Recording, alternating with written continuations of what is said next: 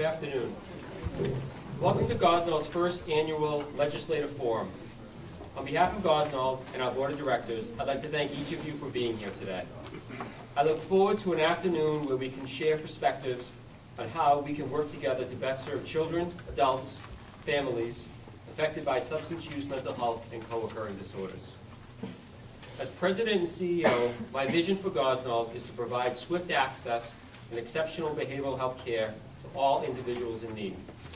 As a nonprofit organization, we find ourselves charting new territory.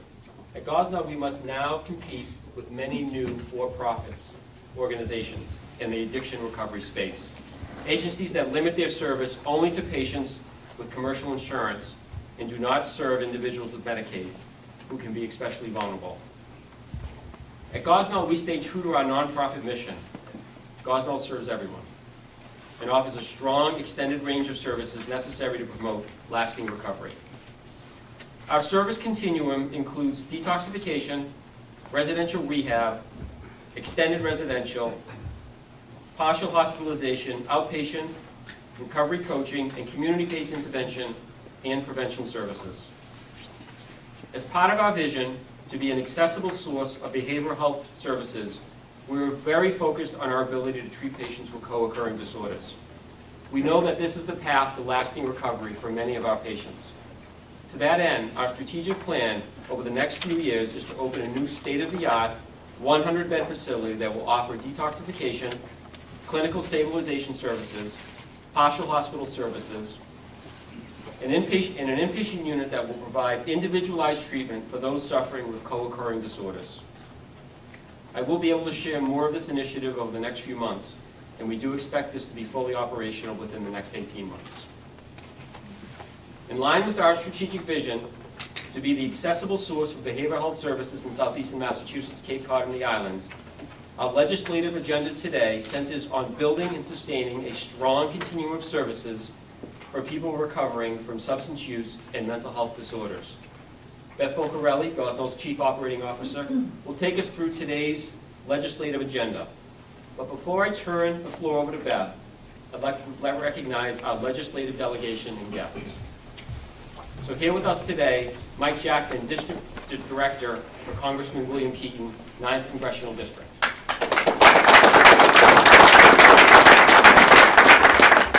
Senator Vinnie DiMatteo, Plymouth and Barnstable District. Senator Julian Cyr, Cape and Islands District. Senator Cyr, congratulations on your new appointment as Chairperson, Joint Committee on Mental Health, Substance Use, and Recovery.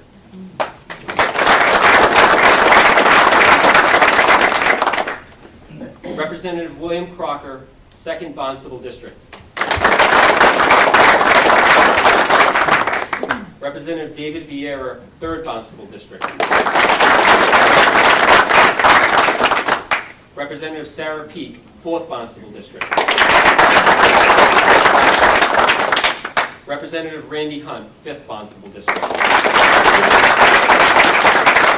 Randy, we look forward to honoring your legislative service this afternoon with a special recognition award.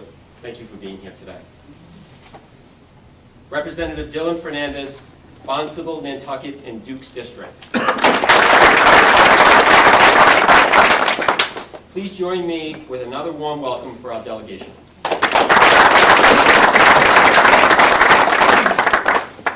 I would also like to acknowledge the following. Cape Cod and the Islands District Attorney Michael O'Keefe, unfortunately not here today, but we expected him to be here today. Chief Frank Frederickson, Yarmouth Police Department.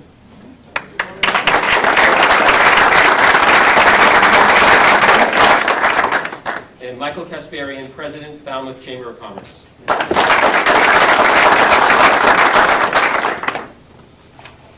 Thank you again to everyone for your strong showing of support. I look forward to a productive afternoon as we advocate for services essential to the communities we serve. It is my honor to turn the podium over to Beth Folcarelli, who will begin our program.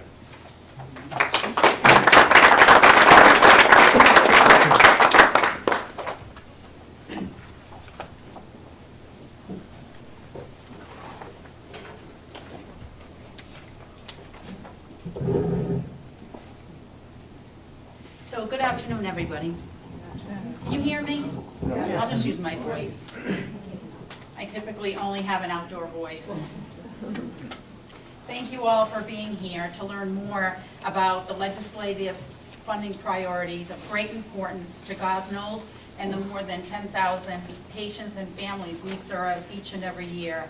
On behalf of Gosnold, our board, our leadership team, and a workforce of more than 450 staff, we are grateful to our legislative delegation. Thank you for being here this afternoon to discuss essential services for individuals, families, and communities struggling with substance misuse, mental health conditions, and co-occurring mental health and substance use challenges, as is often the case with people struggling with behavioral health conditions. As Richard just mentioned, Gosnold continues to invest in a full continuum of services for the individuals we serve. As an organization specializing in this work since 1972, we well understand how long-term treatment options, including residential services, outpatient services, recovery coaching, and other recovery supports, medication-assisted treatments, these things are absolute necessities for people in recovery. We also well understand the ravages of the opioid epidemic and the continued extreme danger associated with the proliferation of fentanyl in today's drug supply. Just this week, in fact, the Falmouth Police Department issued an alert on a lethal opioid batch that made its way here to Falmouth. In a span of just 48 hours this week, emergency crews responded to 4 overdoses, 3 of them fatal. So the seriousness of the opioid epidemic continues without question. Statewide, we see some downturn in opioid-related deaths, but for the counties Gosnold serves predominantly, we see mixed outcomes. Barnstable and Dukes counties show slight dips in opioid-related deaths. Bristol County has remained the same at 243 deaths annually, and Nantucket and Plymouth counties have regrettably observed some increases. While we observed these mixed findings related to opioid-related deaths, we also see a marked increase in opioid-related EMS incidents, including an uptick in naloxone administration during EMS incidents. The availability of Narcan is truly life-saving, and you will see Gosnold's continued support for making Narcan available to emergency management personnel in today's legislative agenda. Our legislative agenda priorities today center on ensuring a full continuum of care for individuals affected with substance use and mental health problems.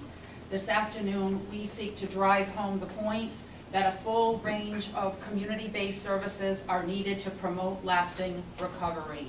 We know from our outcomes at Gosnold that the longer we see people stay engaged in treatment after detoxification, the better the outcomes.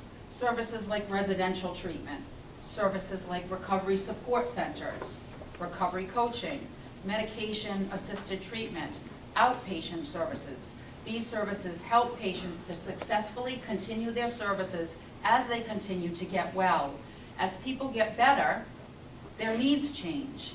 As a premier provider of these services in the area, Gosnold needs resources to be able to do this work and to ensure the sustainability of these services for those who most need them. So let's get to the legislative priorities. Our first 2 items center on funding to support programs and services under the purview of the Department of Public Health Bureau of Substance Addiction Services. We call that entity BSAS. Related to DPH 4512-0200, it's a line item for BSAS Programs and Operations account. The House 1 recommendation from Governor Baker is at $139.4 million in conjunction with our trade organization, the ABH, Association for Behavioral Health. Gosnold recommends an increase to this line of $45.5 million to bring the line to a total of $184.9. It's in your agenda. This would support essential programs like residential services, community coalitions, and other recovery supports. In just a few minutes, in fact, I'm going to introduce Mark Mulhern, who has a very informed perspective on the importance of residential treatment and other ongoing recovery supports. Related to DPH, the next line, DPH 4512-0201, Gosnold supports sustained funding at $4.9 million for step-down services which promote access to clinical stabilization services. We call that CSS. CSS services are so important in our Gosnold continuum at both the Gosnold Treatment Center in Falmouth and also at Gosnold at Katomic. Also pertaining to the Department of Public Health at line item 4512-0204, Gosnold supports funding as set forth at the House 1 level at $1.02 million for the purchase, administration, and training of first responder and bystander naloxone programs. Naloxone is a critical resource for emergency services personnel responding to opioid overdose incidents. Narcan is also important at Gosnold's programs and services, and even for our partners at the Barnstable County Sheriff's Office, where officers and their canines need access to naloxone during active investigation in the event a canine comes into contact with a deadly opioid. Gosnold relies on the Barnstable County canines for periodic sweeps of our facilities to promote and preserve the safety of our treatment environments. And our final and last agenda item is very particular to Gosnold and the sustainability of the essential residential and outpatient services we offer, and it really centers on appropriate rate setting. I'd like to begin by just offering a very brief comment on rate setting. Approximately 10 years ago, the legislature, in its wisdom, took action to stabilize the rate setting process under Chapter 257. Under the Baker administration, scheduled rate setting processes have consistently improved, and so we are really grateful for these developments. There have been other state-related improvements as well. We've seen payment for the treatment of substance misuse move increasingly away from government contracted services and towards insurance reimbursement for service. With the expansion of Mass Health, more people are insured and have greater access to services. And so this development, too, is truly excellent for the people we serve.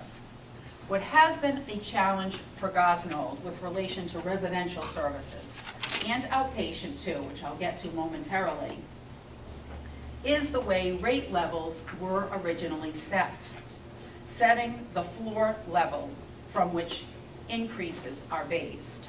Presently, the per-patient cost for Miller House or Emerson House residential services at Gosnold is $140 a day.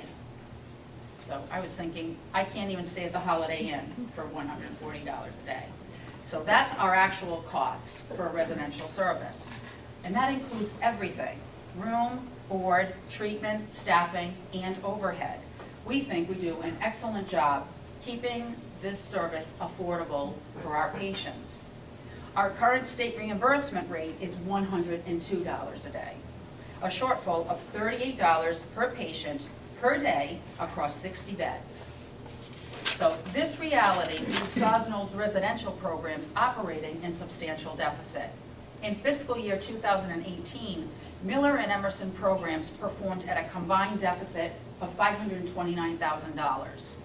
We expect these programs to finish this year, fiscal year 19, in similar accord, despite expense cutbacks in staffing and other operational expenses that we made this year.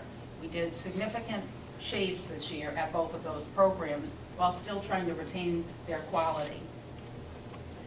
We work really hard to keep these 60 residential beds and quality treatment associated with them open to the community. There are no others like it locally, and we routinely operate at near full capacity. So the need is there. Residential services are critically important.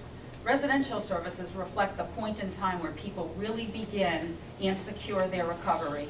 Residential programs are where people get well. I'm sure Mark, where is Mark?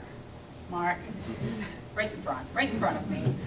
Mark will speak further on this when he takes the floor. Mark is not alone. So many people have found their way back into the world because of Miller House and Emerson House. On April 12th, EOHHS will hold a public meeting on addiction treatment rates, and Gosnold will be there. We encourage all members of the delegation to support adequate rates next fiscal year when they come up for review. And Richard and I would also be happy to connect with you, with members of the delegation personally, to help build your understanding on how reimbursement rates affect the sustainability of critical community-based services. Sorry. She's very, Oh, somebody's GPS. yeah, very eager. Tell GPS you're already here, you're at the navigator. Finally, I would like to share a similar concern about Gosnold's outpatient services. Gosnold operates 7 outpatient sites, outpatient school-based services, now in 57 schools, and 2 partial hospitalization programs. We serve 6,500 souls in our outpatient programs, and an upward of an additional 1,000 patients annually in our partial hospitalization program. Gosnold's outpatient sites offer invaluable community-based treatment, individual and group counseling, psychiatric services, medication management, medication-assisted treatment, and so many other vital services that keep people well and out of emergency departments, out of acute treatment beds, out of inpatient beds. But we more than struggle to make ends meet in Gosnold's outpatient division. Our projected deficit across all outpatient, school-based, and partial services combined this year will near $1.8 million. That's nearly $200,000 per each of Gosnold's core outpatient programs, which deliver services across all of southeastern Mass and touch the upper, mid, lower, outer Cape, and the island regions, as well as the islands. Outpatient services are absolutely critical to keeping people out of higher levels of care. Like so many outpatient providers across the Commonwealth, Gosnold has had to scale back on center-based services and to find new, more cost-effective ways to bring these services out to patients in need. So as a nonprofit agency, our mission is to serve our community's most vulnerable, and this includes a sizable population insured by Mass Health. Inadequate rates make our work more challenging. We are reassured, however, by Secretary Sutter's recent public statement at a January event that was hosted by Blue Cross Blue Shield of Massachusetts on the state of the behavioral health care sector in Massachusetts, where Secretary Sutter's conveyed her commitment to examine the impact of outpatient rates on the sustained viability of this particular service. So despite our immediate challenges, we do hold great optimism for the future. That concludes our legislative agenda. Thank you again, each and every one of you, for being here today, for listening to Gosnold and our views on the path forward, and for your continued effort working in partnership with us at Gosnold to ensure that your constituents and our patients have access to the services that they need. Thank you.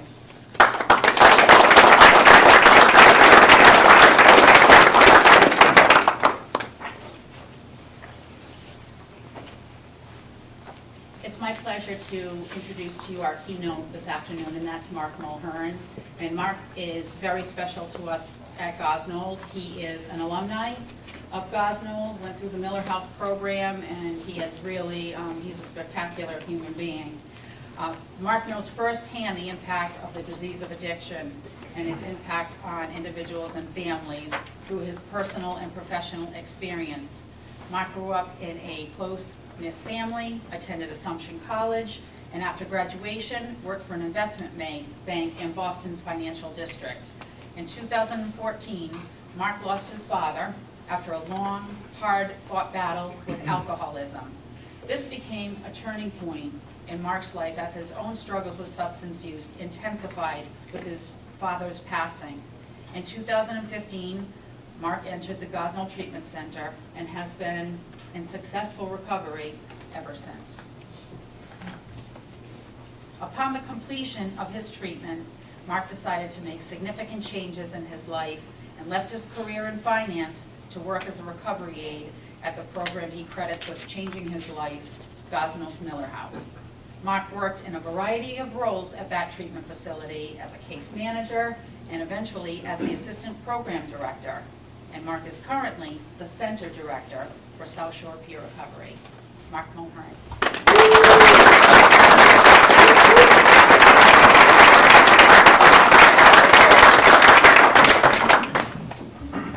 How's it going, everyone? It's an honor for me to be here today. Thank you, Beth, Richard, and all of Gosnold for thinking of me. And a special thanks to our legislative delegation for being here and participating in this.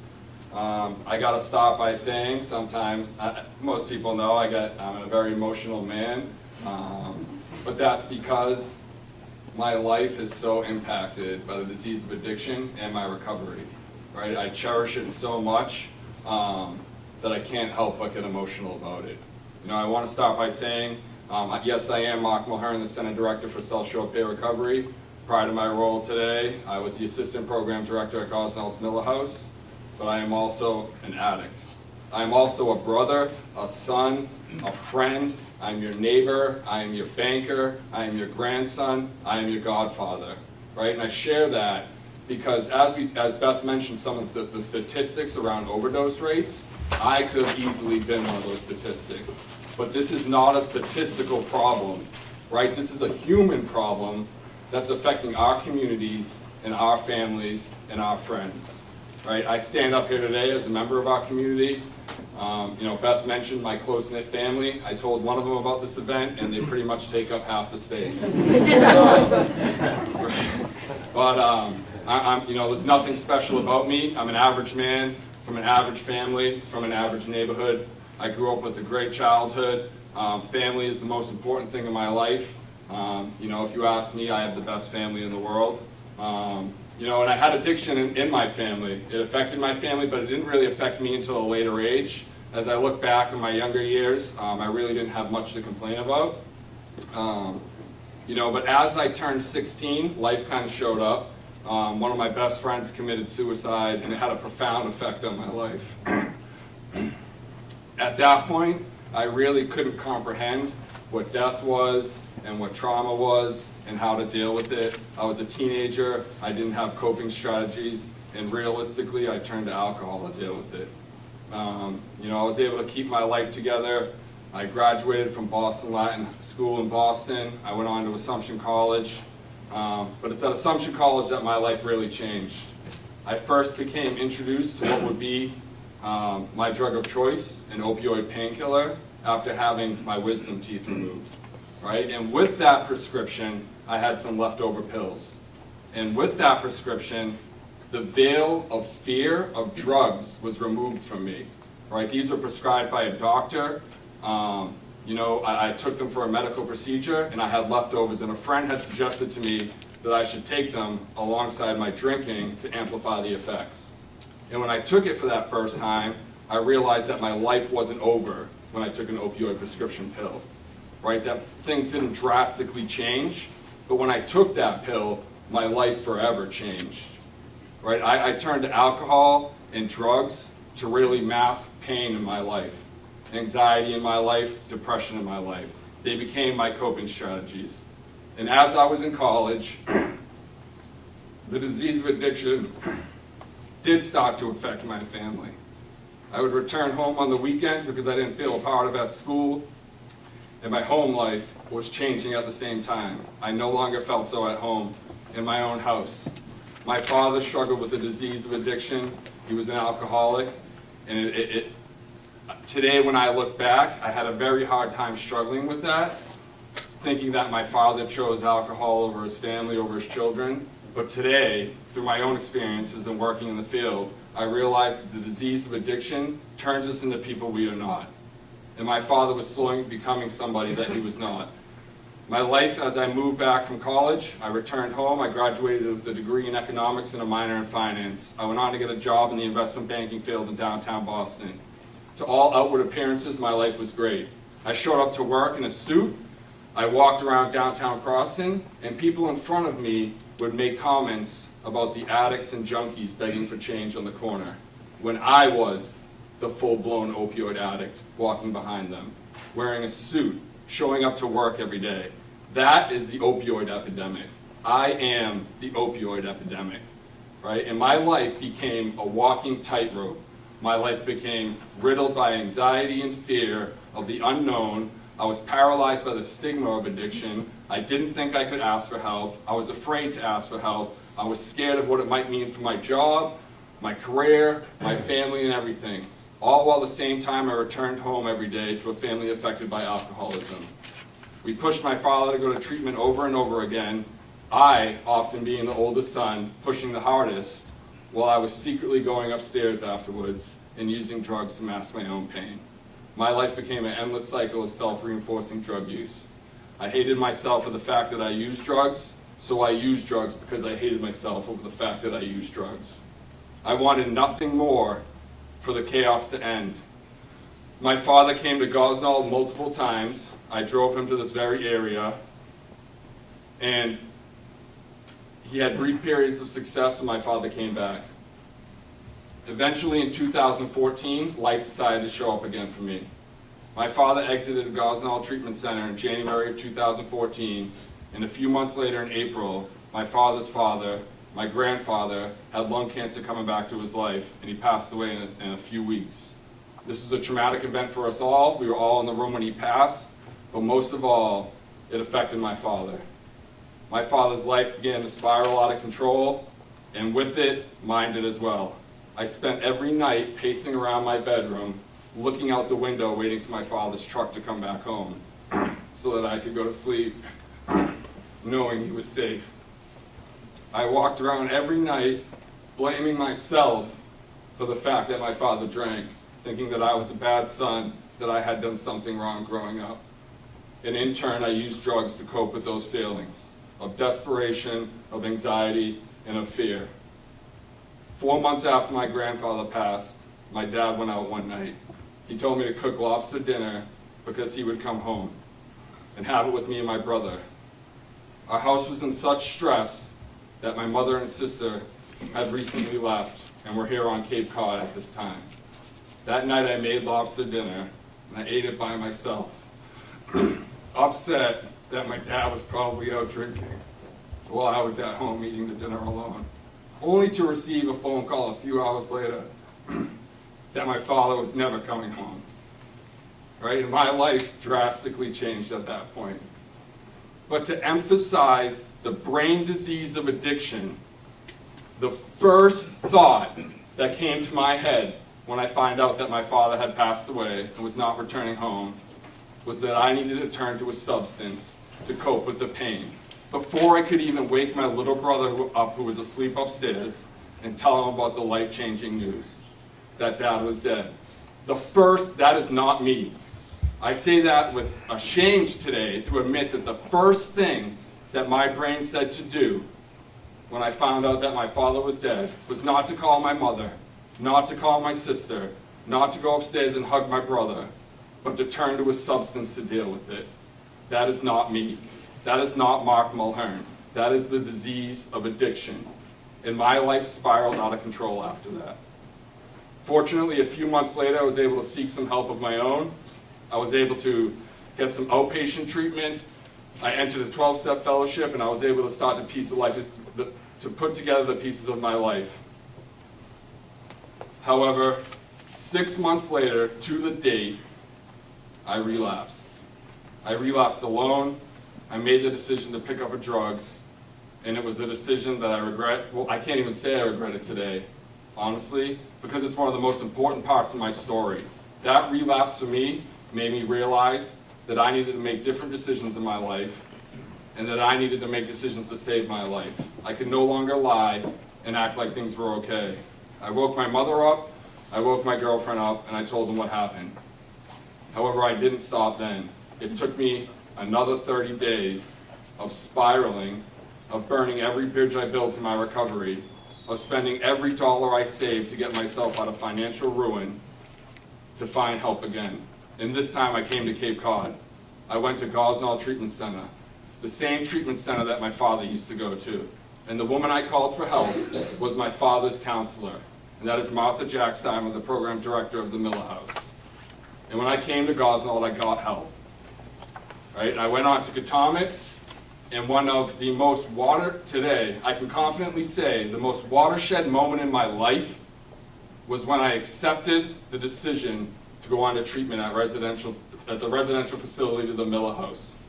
Not completely on my own, but that decision right there has forever defined who I am as a man. When I entered the Miller House, I was broken, I was lost, I was depressed, I was isolated, and I was disconnected.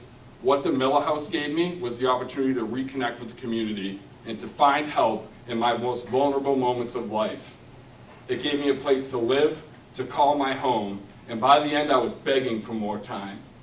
I spent 6 weeks at the Miller House before graduating and going on to live in a sober living environment here on Cape Cod. I have not left since. Right, I was out on leave from work. I tried to go back for one day. I had used drugs at work. I had used drugs in downtown Crossing, and I had bought drugs at work. And I made the difficult decision, because I was triggered, and because of the lessons I learned at the Miller House, that I needed to put my recovery first. I made the difficult decision, and I got up and I left that work, and I resigned. Amidst financial ruin, financial insecurity, and the fear of the unknown of what was coming next, I left that job to put my recovery first. And I took a job working as a recovery aide at the Miller House. It is there that I had the opportunity to give back, that I found a new passion for my life, that I loved helping people. And I coincidentally took that same job working under Martha Jackstimer, the program director, the same woman who I sat across from in family meetings with my father, and the same woman that I reached out to help for myself. I eventually went on to become assistant program director of that program. And as Beth alluded to, I'll tell you, it's two completely different experiences. As a patient, the Miller House was all-encompassing. People were there all the time to help me. It helped me in every aspect of my life. It taught me how to get life skills back. It taught me how to live. It brought me out into the community to establish roots so that when I left, I would have a continuum of care to rely on. However, as I became assistant program director, I quickly realized the tightrope that institutions like the Miller House and Emerson House walk to function on a daily basis. And it speaks volumes to Gosnold that those services still exist and are provided despite the losses they take. It's because Gosnold cares about its community and it cares about people. Gosnold operates certain facilities at a loss so that people can get the treatment they deserve. Since leaving the Miller House, I have gone on to become the Center Director at South Shore Care Recovery, another valuable aspect in the continuum of care. All the points that were made today on the legislative agenda are vital to ensuring that people have the opportunity to get the help they need. Residential treatment, statistically speaking, is proven to have effective results. Too often, families and individuals think addiction, the disease of addiction, requires a quick fix, a quick halt to the substance, and that's where acute detox comes in. However, it takes much more than that. It is a disease of the brain that rewires our brain, and it takes time to heal. Residential treatment provides that time to heal and gives us the ability to develop new coping skills and living strategies in a protected environment, in a supportive environment. In conjunction with that, along these legislative points, is increased spending on things such as recovery community centers, where I work right now as a center director. Treatment and recovery require continued support. This isn't a 2-week fix. This isn't a 90-day fix. This is a lifelong journey. And recovery community centers extend the continuum of care to individuals returning back to their communities, so that they can find connection and support as they return back home. I ask you, as you listen to all of this, to truly look at it with the perspective of the human, of the individual, as you look at these line items. These aren't just numbers, these aren't statistics, they're people, right? This isn't someone else's problem from somewhere else. This is our problem affecting our families and our community members, and it deserves our attention. And I thank everyone for being here tonight to give it that attention. We need to speak about it more, because it is the stigma and fear that prevents people from speaking up and asking for help. It is fear at work. It is fear of even in the family of what my family will think of me. It is fear in the community. The disease of addiction is real. It is a brain disease, just like every other disease, and it requires medical treatment and attention. I ask you to give it the attention it deserves. I can stand up here today and say confidently that I'm a Boston Latin graduate, I'm an Assumption College graduate, but the statement that means the most to me and defines who I am today is the fact that I'm a Miller House graduate. Next week, 5 days from now, I have 3.5 years of continued sobriety, and that is all a direct result of what Gosnold gave me the opportunity to get, my life back. Right? And if my testament isn't enough, you can ask my family that's sitting in the room. Their son is back. Their nephew is back. Their cousin is back. Their grandson is back.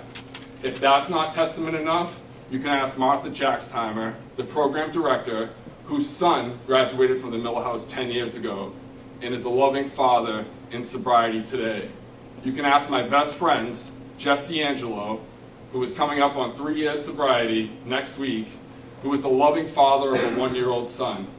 You can ask my friend Michael Corcoran, who is the house manager at the Miller House, who has 3.5 years sobriety this month, who I actually met there as a patient. You can ask my girlfriend, Edith Sampson, who has 5.5 years of sobriety and is a blessing in my life. Or her best friend, Melissa Payne, whose mother is also in the room, who has 4.5 years of sobriety. The thing that ties all these important people in my life together is the fact that we are graduates of the Miller and Emerson House, right? Along with countless other men and women in this community. The other night I was at a 12-step meeting watching a friend celebrate 2 years. And as I sat there on a Saturday night and looked around the room, I counted 14 men who I had encountered at the Miller House, who were all sitting in that room with 2.5 years or more of sobriety. Those men are brothers again, they're fathers, they're husbands, they're productive members of society because they had the opportunity to get help. What I'm asking you to do today is to take that into consideration as you enter the budgeting process and give people the resources they need to seek the help they need. Right? The disease of addiction ruins lives. It takes lives. Residential treatment saves lives. It saved mine. I'm Mark Moran. Thank you.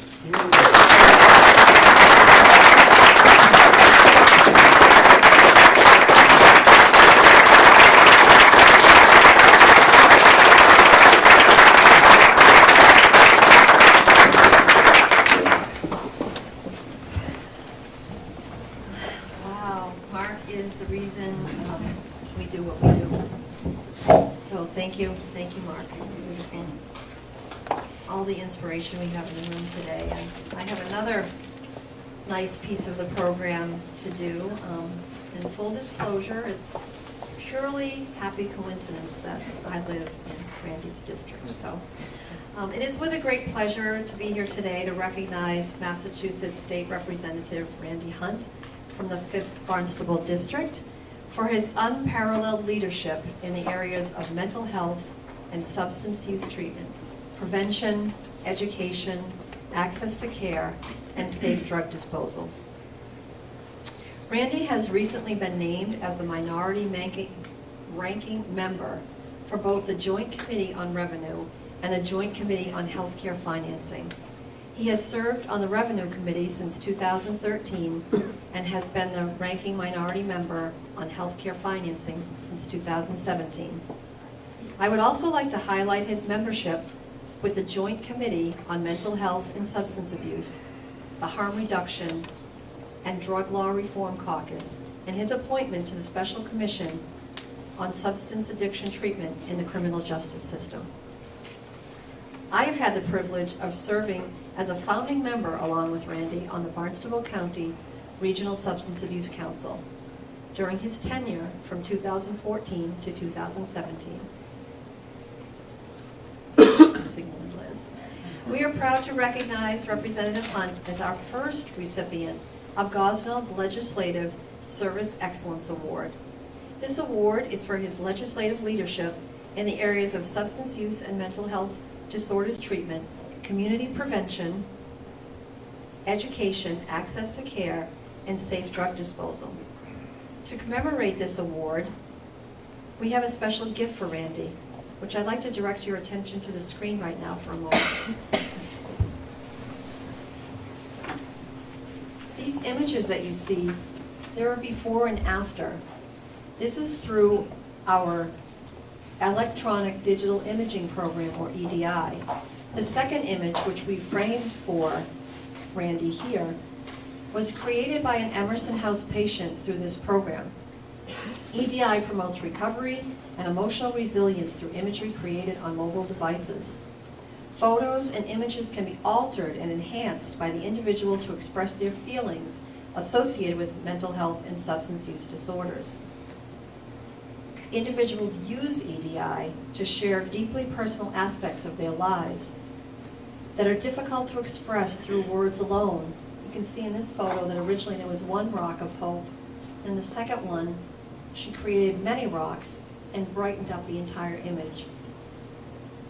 And she also writes, she expresses hope through her transformation, and the quote on the print says, "We will comprehend the word serenity and we will know peace," which is part of the 9 Step Promises program in Alcoholics Anonymous.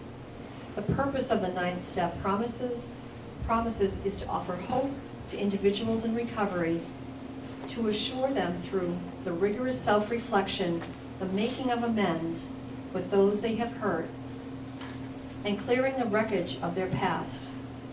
And through this, they will come to know true happiness, contentment, serenity, and peace. So, a little momentum of our appreciation, Randy, for all you do. Thank you so much. Congratulations.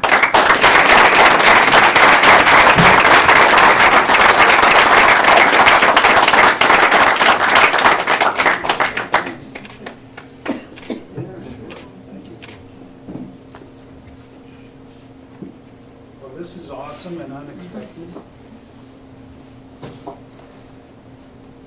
I have to say that when I ran originally for state representative in 2010, I had on, these cards that people hand you and you toss them in the trash can right away. On that, the first item was to deal with the 21 recommendations of the OxyContin and Heroin Commission that had occurred the session before. I think that was maybe your first session, right, Sarah, or the second? And it got little attention at the time, but what it turned out to be for me was something that I quickly realized that the awareness of what was happening was lacking sorely at the legislature and in government in general at that time. I remember hollering about the fact that a few years after that, the Vermont governor had given a State of the State address and talked about nothing but the heroin issue and the pills. You remember the pill mills, which eventually, to a great extent, gave way to a heroin problem because it turned out to be the economic savior for the fact that pills were getting so expensive on the street and a package of heroin was much, much cheaper. But at our State of the State address, there wasn't a word mentioned about it. So I told my legislative aide at the time, Tootie, I said, all right, I need for you to arrange a meeting so I can talk about this issue, and also I had a bill to set up a commission to take a look at the correctional system and people that had substance use disorder who were in that. And so she said, with who? And I said, everybody. So we got about 60 meetings out of that. And poor Tootie had to organize all of that stuff. And what I found was there were a few people that were very well aware of what was happening and how bad it was at the time. But this was, at the time, maybe we had heard that there was fentanyl in some heroin that was spotted in Rhode Island, but it hadn't come around here yet. The deaths by overdose were in the hundreds, not the thousands yet. But at that time, I met with a lot of people. I did not have to meet with Marty Walsh. He was totally aware of what was going on. Or Liz Malia, who is vice chairman in the House Ways and Means, second year on that, who at the time led the Joint Committee on Mental Health, Substance Use, and Recovery. And so you had people that really did understand what was going on in the legislature, so I tried to get more people involved in that.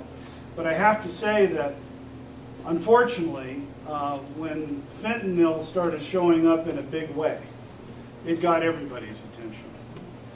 And we know that more people die of alcohol use disorder, but over a much longer period of time. The fact that we can have a situation like in Falmouth where there's a batch of heroin that comes out, or I don't know if this was pure fentanyl or whatever it was, because we're seeing that over 90% of the overdose deaths the people have fentanyl in their system. So we have 3 people dying a day. This is outrageous. It did get everybody's attention after a while, so I'll take a little bit of credit for getting people pointed in the right direction, but really, truly, sadly enough, fentanyl has focused our effort on this. Now at the time, back probably 2002, 2003, we had little in the way of line items in the budget that were focused in this direction. BSAS had a much smaller budget at the time. We have in the budget somewhere around 165, 70 million of money directed in the direction of opiate addiction and the issues that we're dealing with here, which is good because back in 2003, I think we threw $20 million at it in a task force, and we didn't get very far. But most of what was happening was behind the scenes. A lot of what was happening was behind the scenes. It was really Barnstable County and Mike O'Keefe and a number of people working to try and expand the availability of Narcan to everybody. And eventually that led to a statewide change in our regulations so that people could buy this over the counter. And a lot of the money that had been picked up by various means by the Attorney General, Healy, has now been turned around to help pay for some of this that is going to fire departments and police departments and all. And even though that at the time that there was pushback from some police departments because they didn't feel like they should be carrying Narcan to deal with these overdose cases, I think eventually they realized that it's just first aid. It's all part of first aid. And so then we dealt with stigma in a huge way. We still are. It's still a problem. You know, I made an example one time of if you had somebody who was sitting at a table at a McDonald's who is about 3 times the size of what he should be, eating a couple of Big Macs and giant fries, and he falls out of the chair because he's having a heart attack. You know, the EMTs wouldn't show up and say, frequent flyer, I don't think we're going to deal with this person today.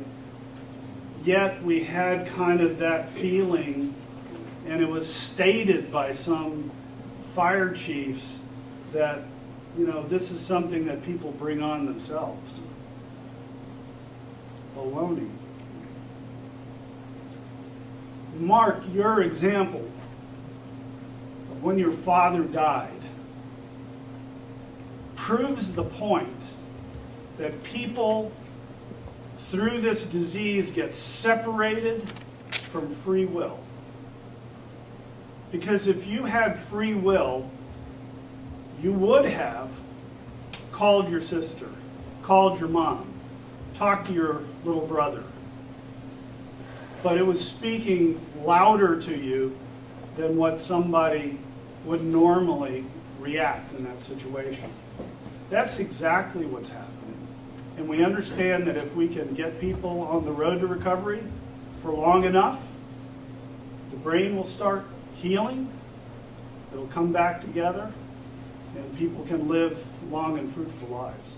Obviously, I'm taking my speaking time when they say legislators have to talk. My apologies on that, but it's an important topic for all of us.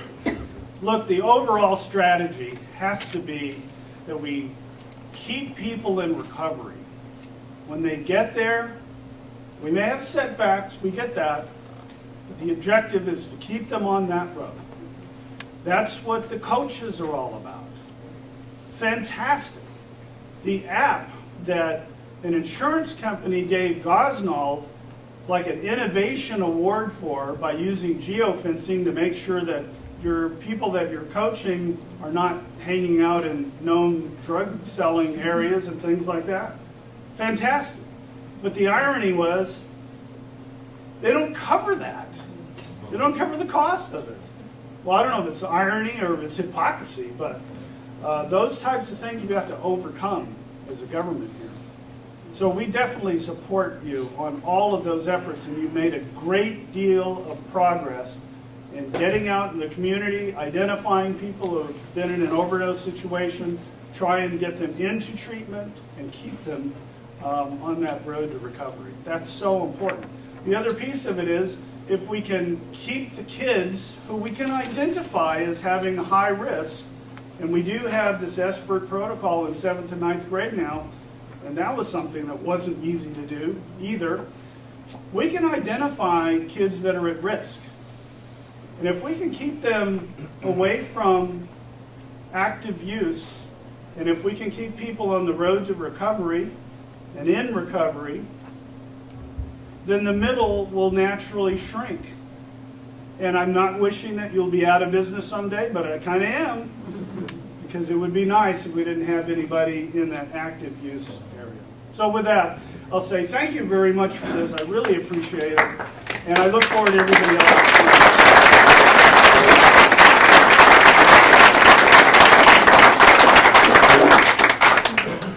Next, we can open up, get up to comments now.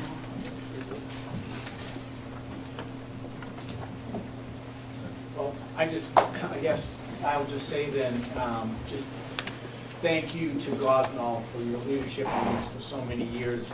It is just amazing what they've done. And Mark, to your point, you mentioned that it's understanding the science of addiction, and that was kind of like 10 years ago when a light bulb went off for me when I understood.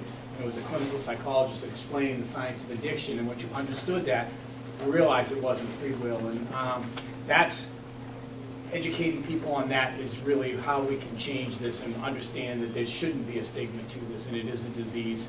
And so, to your point, to the point of this is the most important issue that we as a society, I believe, are dealing with. If we can't beat this, we are just going to leave an entire generation lost. And so we get it. I feel confident just watching and working with my colleagues that each and every one, and I want to congratulate my colleague Randy, because Randy has been a huge leader in this, and we all know it, and he's taken this on, and we're really proud of him. And the rest of the delegation, I feel as well, we know how important this is, and we are committed to doing everything we can. We know this challenge. And I use this analogy quite a bit, but it was a little over 4 years ago when the governor was sworn into office, and he looked, and he was sworn into office, and he was giving his first State of the State address, and he looked at all of us in the legislature, Republicans and Democrats, and as you know, Republicans and Democrats, generally the opposite party, says something, and they stand up, and the other one sits down, and vice versa, and whatnot. And the governor looked at all of us, and he says, "We are going to take this opiate epidemic, and we're going to take it head on." And I remember everyone standing up and this huge, applause. And I'm proud to say that we've worked and we've made some significant progress. And I know we've got so far to go. And I don't want to, overplay it. But I am proud of what Massachusetts has done in this vein. We may have been late to the party, and forgive us for that. For those of you who have done this for years and years and years. But I will tell you, I believe that the legislature does get it, and we're trying to do the best we can to turn the situation around and change the way that this has been challenged. And to me, it's like, now it's how do we get to the prevention thing? How do we stop people from getting in there? I love Kevin, and I love your passion as well. Watching them, getting into the school and talking to kids and just letting them know how important it is not to go down this path because of the challenges. And so to that, thank you for putting this together. Thank you for recognizing my colleague who well deserved it. And Mark, I just incredibly impressed by the way you've articulated where you're at and what you went through and how you're turning your life around to make a difference for other people. It's just amazing, and God bless you. Thank you. Thank you. To echo that, thank you, Mark, for sharing your personal experience. I think there's nothing more powerful, right, than people take an experience that they've had in their life and then have that play out in their work. So just thank you. I think all of us agree with that. And Randy really has been someone, and this whole delegation really, prior to me, there's some of us who are newer here. Will Proctor, Dylan Fernandez, and I are sort of the newbies on the team. Though we've worked hard to get up to speed and have some successes. But we've really been pushing, on this issue. If you look at Cape Cod, both Cape Cod and Martha's Vineyard continue to be disproportionately impacted, not only by the opiate epidemic, but also by other addiction. I represent communities that have the highest rates of alcoholism in the Commonwealth. So these issues are, this epidemic, well, it's not new, we're 14, 15 years into it.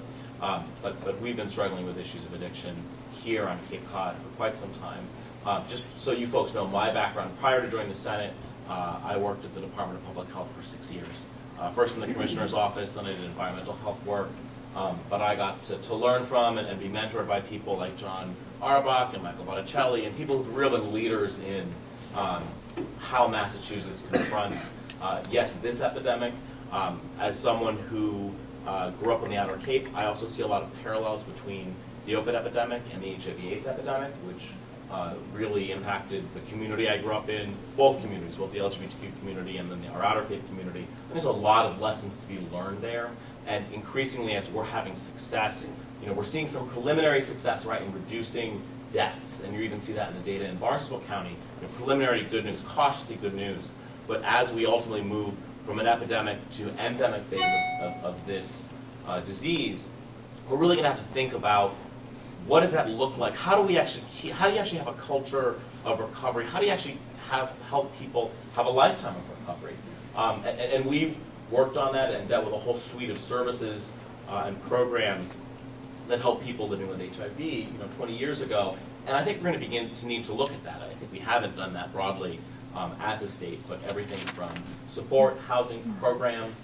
And so that's just one piece of the issues that we're beginning to tackle on mental health, substance use, and recovery. I chair the Senate committee of this. My colleague Marjorie Decker from Cambridge is the House chair. I think you're going to hear us talk a whole host of things. I can just run through a list, and if folks have questions, I can go through them.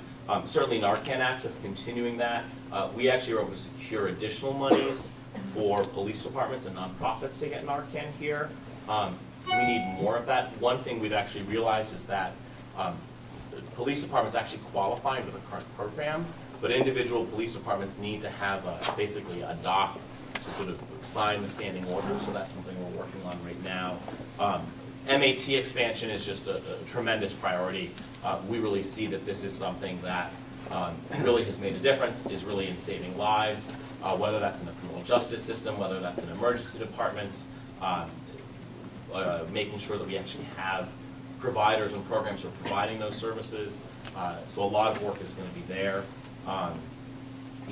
For both me and for my co-chair, looking at the social determinants of addiction, and particularly how addiction intersects with poverty, is a real key priority. I think you're going to hear a lot of conversation in this session about harm reduction.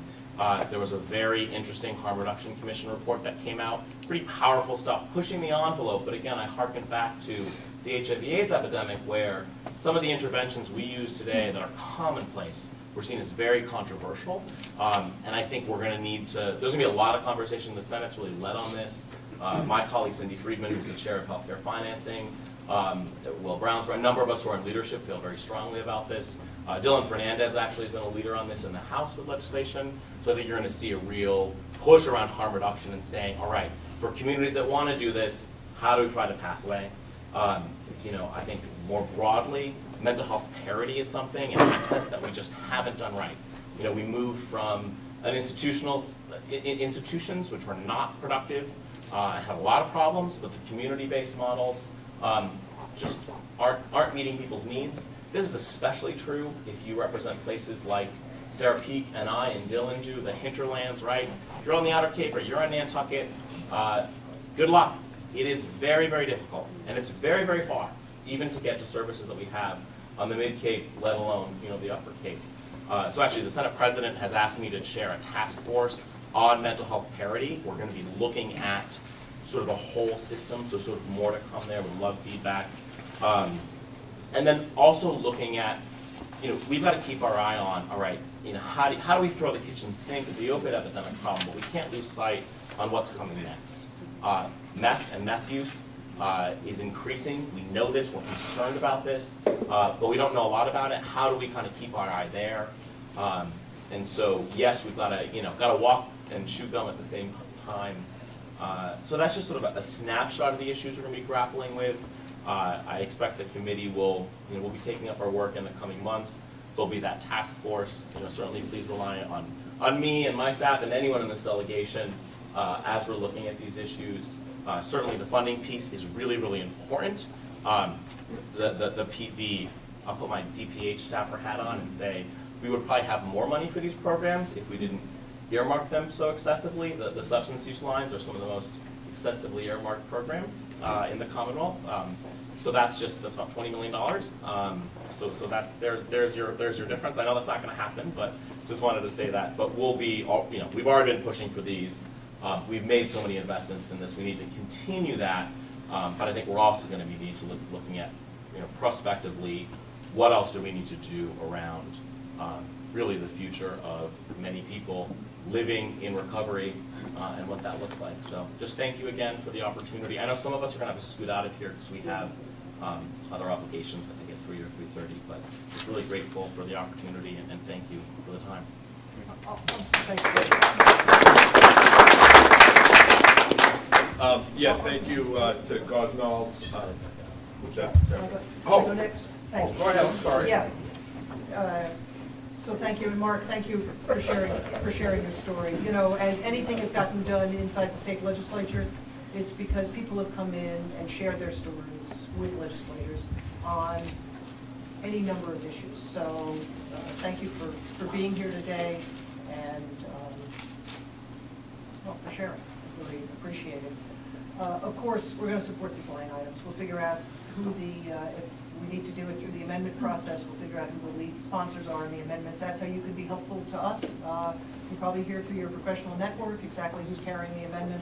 Quick phone call or an email to our office would be extraordinarily helpful because there'll be thousands of amendments filed, and for us to try to cull through them and find the proper ones, while we are also looking for environmental amendments and pre-K amendments and any number of other things, but that would be great. One of the reasons I wanted to go next is because my hometown is 83 miles from here. And it's great that you have all these services here, but you know what? It doesn't help my constituents. Yeah. So I am really, really distressed that there isn't a larger footprint heading east. And by heading east, Hyannis doesn't cut it. Orleans barely cuts it. I've had as a hallmark of my legislative career working on a couple of areas of priority, one of which is regional transportation, rural transportation rather. So in other words, public transit outside of the MBTA service area, because you can't hop on the T in Provincetown and in 20 minutes be in Orleans. You can maybe catch the flex bus that runs every hour. And there's stops along the way. Maybe an hour later, you travel to 23 miles to Orleans. It could take you to Stop and Shop or downtown on Main Street someplace. And then depending on when you're finished with your business in Orleans, you miss that hour bus back, and you cool your heels for another hour, and you get back. How do you maybe meet with a recovery coach, have a job, spend time with your family, and spend time waiting for a bus to get back and forth. It just doesn't work. So I guess I'll throw down the challenge of what can we do for the Outer Cape communities, because we're certainly not immune. Yeah. In fact, we're probably a real center and hotspot for issues of addiction, whether it's alcohol, opioids, meth, crystal meth. Yep. It's a raging problem in Provincetown. All you have to do is go around and see when people smile, and you know who's a crystal meth addict in town.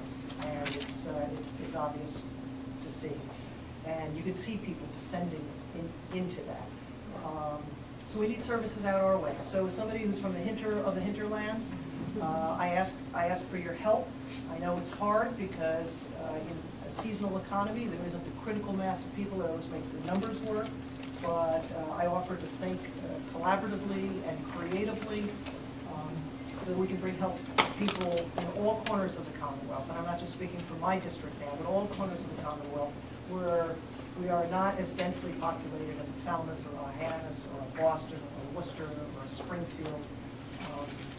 My pals out in the Berkshires, we do so much together, work on a whole host of issues, whether it's regional schools or rural transportation, mental health services around substance recovery. So that's my pitch today. Help us out in the hinterlands, please. We can use it, and it's a challenge, but it's a challenge that we have to face. We're going to lose more and more of our brothers, our sisters, our best friends, our parents, pillars of the community, those that are economically challenged, those that are economically well off. It doesn't matter. This doesn't particularly affect any one segment of our friends and family. So thank you.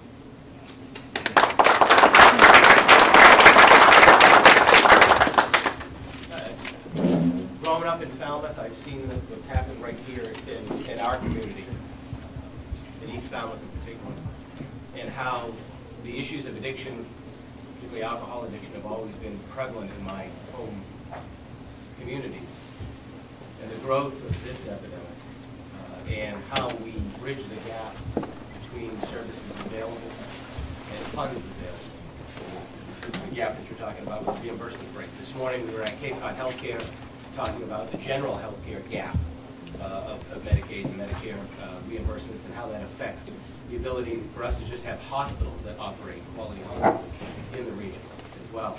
And so one of the things I'm very interested in as we move forward and you all work to do this innovative approach to dealing with behavioral health and mental health issues along with substance use disorder, is that we strengthen our dialogue with Cape Cod Healthcare with options of how we might be able to do that and whether or not one of the options may be expanding the existing footprint that Gosnold has here in Falmouth on the hill near the hospital. And just this morning, Mike Loft, the CEO of Cape Cod Healthcare, said he'd be willing to have those dialogues with Gosnold as an organization to see whether or not you could take some interest in the property to be able to make the financials work, to be able to stay where you are, to expand the services, and to have us support you. So anything I can do to make sure that the CEOs of both organizations are discussing moving forward in that direction, I look forward to doing. And the last thing, one of the little pieces to this dialogue, I see the chief in the room, and we talked about this morning protective custody.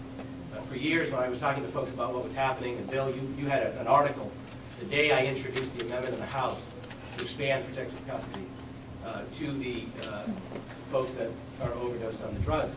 There was an article about a young woman who was at Papagino's and overdosed in the parking lot. And she had a child and a friend with her, and the friend took the child into the pizza shop and flushed whatever they had down the toilet. Police, fire came, brought her back, administered an IV in the ambulance, and she was ready to rip the IV out of her arm and leave the ambulance, which under all existing statutory constructs, she had the right to do. DCF came in and took her infant child. Police interviewed the friend, and luckily the Falmouth Fire Department was able to convince her to stay in the ambulance and be transported to Falmouth Hospital. But she had already ripped the IVs out of her arm. And so when I tell that story, people would say, well, they should just put her in protective custody. The statute was very specific. It was only for alcohol. And so we were able to change the statute. We're having some success in some areas and challenges in others, how we implement it. But looking at some of the constructs, money is one thing, but we also need to hear from you all the other things structurally that you need, whether it's in public safety, law enforcement, or it's in treatment. What other structural things do we need to do in the law to make sure that we empower you to be able to continue the God-giving and life-saving work that you're all doing? So keep up the good work. I look forward to working with you going forward.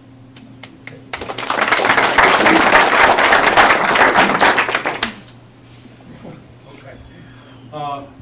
Thank you very much for an opportunity to be able to say something. For those of you who don't know, Will Crocker, 2nd Barnstable District, and sometimes challenges or opportunities kind of fall into your lap. In 2016, when I was running for this office for the first time, wasn't exactly sure where my focus would be. But my focus was kind of, as I say, dropped in my lap on a Saturday afternoon when I was walking through a neighborhood in the town of Yarmouth. And it was a Saturday afternoon in the summertime, and I can tell you that in that afternoon, walking that neighborhood, I came across 3 families who had come away that day from wakes, from people who had died of opiate overdoses. Talk about crystallizing a focus for you.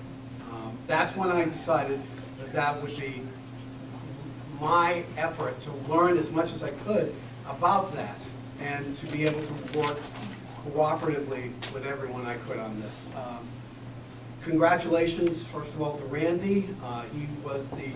He's the kind of path leader in this for me. He's sat on some committees that I now sit on, the MAT Commission, the Medical Assisted Treatment Commission. I'm also, along with Julian Setter-Sear, the ranking member on the Mental Health, Substance Use, and Recovery Committee. So we are very, very much looking forward to being able to putting forward a lot of the things there.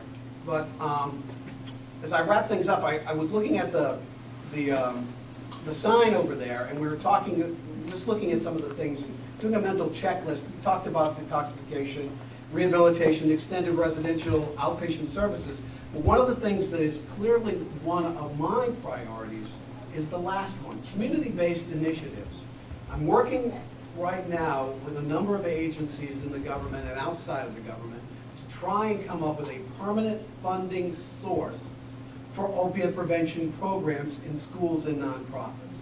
I'm looking for funding partners to be able to open the door for us to be able to get these programs in schools.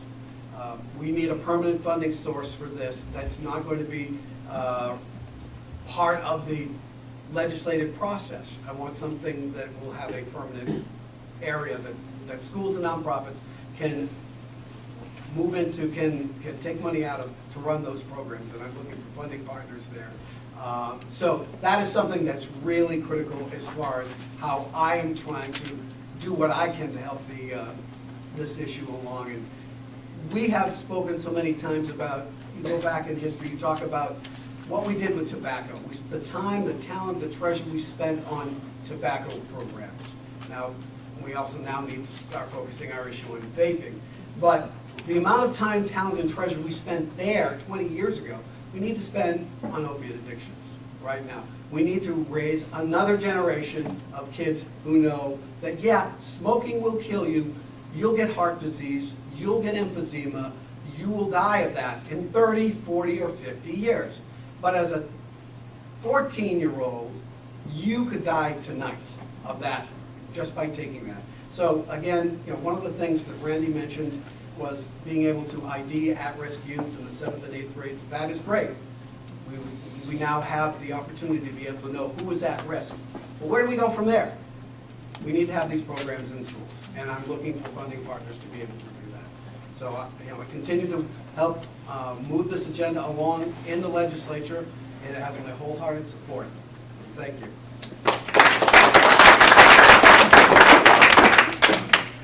Dylan Fernandez, Falmouth, born and raised here, and as a millennial Falmouth resident, have certainly experienced this epidemic firsthand, and having lost people that I went to school with. And on Monday, someone that I went to school with passed away. Someone who worked with my father, actually for a number of years, died. And that's just one of unfortunately 3 people we lost in a very short period of time here. And so you couldn't be more right. These are our friends, our coworkers, our classmates, our family, our loved ones, and our neighbors. And it impacts all of us. My stepfather worked for Gosnold for over a decade. And Mark, your story reminded me of his. He had addiction issues. He's been in recovery for 35 years. His father had addiction issues. His father ended up committing suicide, not being able to cope with them. And part of that really inspired my stepfather to get into recovery. So it's something that I grew up with, learning about, and was in my house from a very early age, kind of learning about this as the disease it is, and not being attached to the stigma that we experience so much around it. And Mark, you alluded to the stigma quite a bit. And as a campaign story, I remember you knock a ton of doors when you campaign. And I remember one door, and this was one of my core priority issues. So I mentioned tackling the opioid epidemic as something that I cared deeply about at the doors. And I remember this one door I went to, and the woman said, it was right here in Falmouth, said, well, should we keep helping these people? Should we keep reviving these people? At what point do we just let them die? And I couldn't, I was furious, right? And I just didn't know how, I couldn't even comprehend that someone would think that way, and that the stigma was so great that there are people out there that just, that's their thought. Why don't we, they look at these people as other, they look at them as, honestly, sometimes subhuman, and it's really disgusting, and you occasionally see that in the local papers. And so, a big part of this is addressing the stigma to get people the treatment that they need. I served last session on the substance misuse committee, and was part of the group that, along with Will, on working on the 2018 bill that we passed last session to mandate medically assisted treatment in emergency departments, and we have a pilot program in prisons now, and also we set up a prevention fund, a prevention trust fund that gets at the prevention issues in terms of creating a fund for prevention to start in schools at an early age. We need to do a lot better job of adding more money to that fund so that young students at an early age know the harms of this, and so that we did allocate some money towards it. We need to allocate a significant bit more. We also work, and I saw some folks from the Vineyard are here, and I represent both islands as well. The islands don't have any beds whatsoever, and so I want to say thank you to Gosnold as well for supplying those beds to island residents in need. That's a huge service. And as part of the budget last session, we secured funding to jumpstart the first ever detox program on the Vineyard, so we're really excited to get that going. But in terms of long-term residential treatment for those folks, they're coming over to you guys, so thank you for always housing them. I have a number of questions as well, so I don't know if we can talk after, or maybe we'll just open this up later on. But this is an issue that is one that has impacted me throughout my life, and is one I care deeply about, so looking forward to continue working with you on addressing it. And of course, we're going to be supporting all of these line items.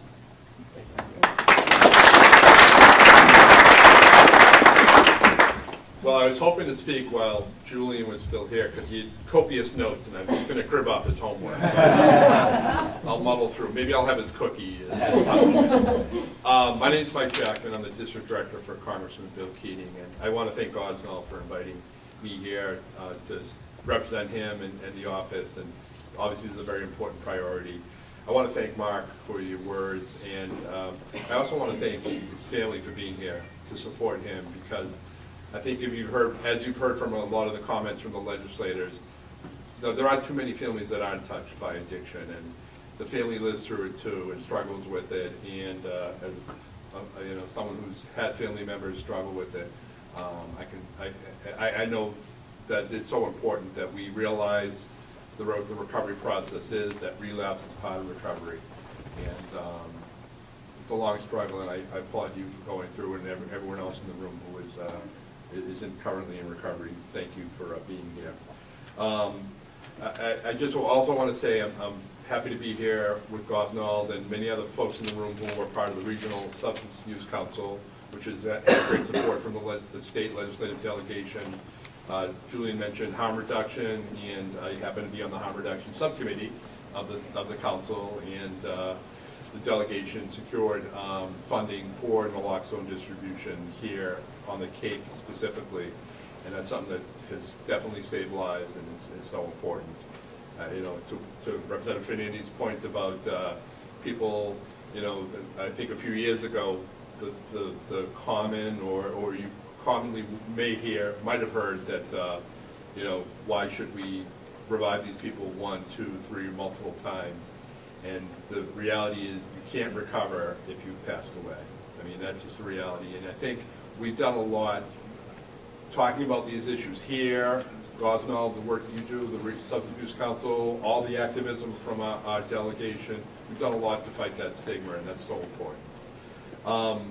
I know the focus has sort of been on the state legislation, but I did want to mention a few things that the Congressman's working on down in D.C. A few people mentioned insurance, and insurance certainly is a challenge, but there are some provisions in the Affordable Care Act that make insurance better when we talk about essential health benefits, including behavioral health. And the Affordable Care Act is repealed, then there's no guarantee that pre-existing conditions or essential health benefits, so-called junk plans that don't have coverage for behavioral health might flourish again. So that's one of its big priorities in healthcare. You talk about light items in the state budget. This happens to be the season for appropriations down in D.C., and this is when reps and senators sign on to different letters to support different programs. Congressman Keating has signed on to letters to support NIH, the Office of the National Drug Control Policy, CDC, and other groups like that, agencies like that. And it just one bill that he has worked on specifically about Narcan is dual prescription, that when a doctor or a healthcare provider prescribes an opioid, if there's a suspicion that there might be the possibility of abuse or a history of abuse, that there be guidelines for the healthcare provider doctor to prescribe naloxone at the same time. So we know from in this room and from all the discussions that having more naloxone available to more people saves more lives. So this is just one step that he's trying to take legislatively. So I thank you for the opportunity to be here, and I'm glad to hear. Congratulations to Representative Hunt, by the way, for his leadership. And I'm glad to hear from all the delegation about the things they're working on. So thank you very much.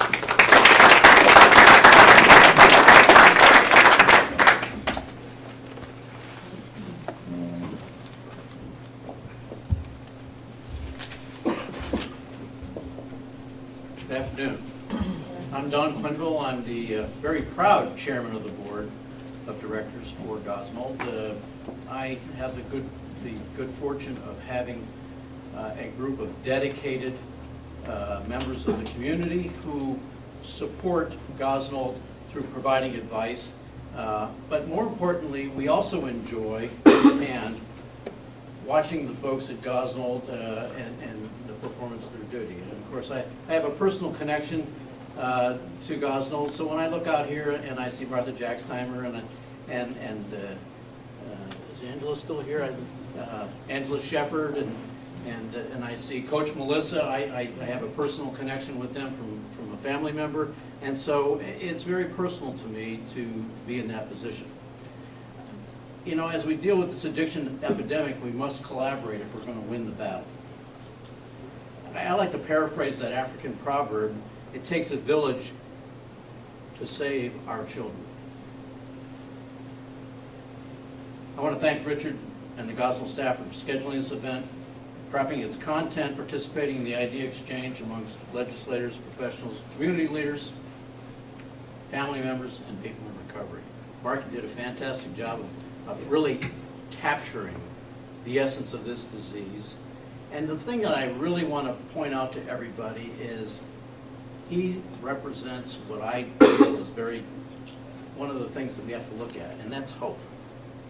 Here's a success story. Now, he knows he lives with this every day. You know, when I felt a need to better understand this, I'm not really certain who it was that said it to me, but they likened this disease to diabetes. And so somebody who's a diabetic knows they're going to have that disease for the rest of their life.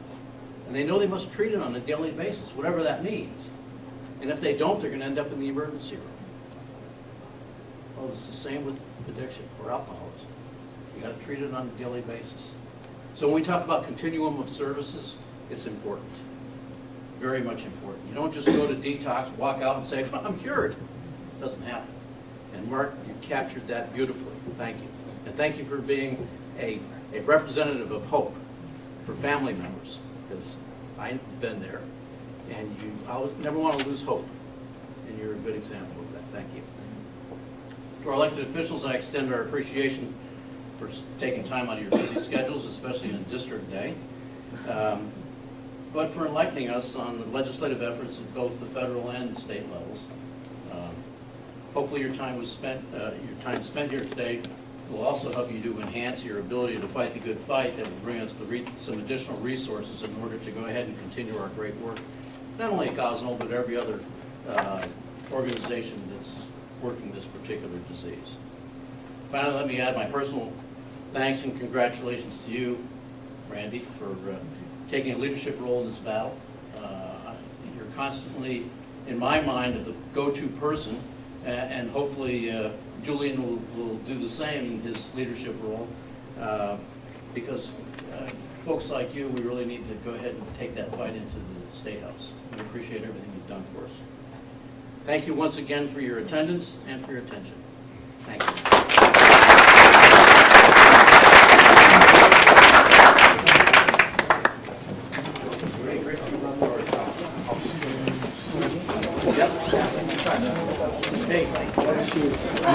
He's got the exact pair.